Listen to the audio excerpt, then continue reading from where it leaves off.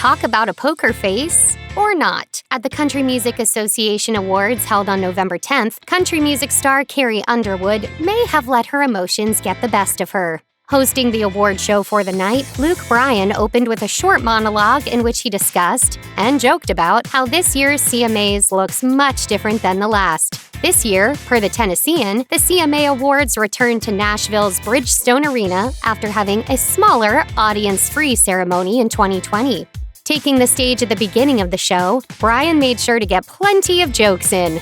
He said, "Tonight is all about the music and the dreamers. However, I know it's definitely not all about the nominations, 'cause I really don't have any. It's fine. I'm not bitter. Nope, I'm not."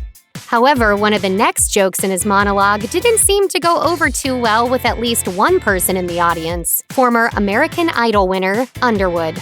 Luke Bryan wanted to be sure that everyone in the arena knew that safety was a top priority at the CMAs. He said, "Rest assured, we're following all the health protocols to keep everyone safe. And it is so great to be here with all my fellow artists, tested and together. Or immunized?" Bryan looked around the crowd, pointing his finger. "Who is it?" he asked before adding, "Just playing." The cameras quickly panned to Carrie Underwood, who gave a sharp side-eye.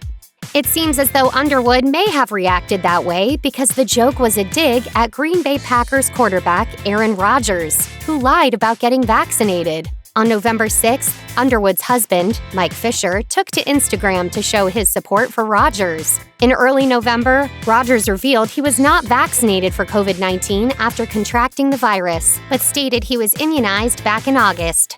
By the look of Underwood's side-eye, she certainly wasn't happy Bryan made an indirect joke at her husband during the awards. And neither were her fans. One user wrote on Twitter, "Did they really cut to Carrie Underwood when Luke brought up COVID vaccines? LOL." To which another user added, "Dang, Carrie Underwood did not like that immunized joke." Although Carrie Underwood has not spoken out about her stance on the COVID-19 vaccine, it appears as though she supports her husband's take on it, at least on some level. According to E! News, Underwood liked Mike Fisher's post about Aaron Rodgers and against vaccine mandates. The former Nashville Predators player captioned an Instagram post, "I stand with Aaron Rodgers. I believe in the freedom to choose what we put in our bodies and the freedom of conscience. I agree with him in that the science clearly shows the vaccinated spread COVID at basically the same rate as the unvaccinated." He went on to say that Major League Sports leagues should offer daily testing for all in lieu of vaccine mandates.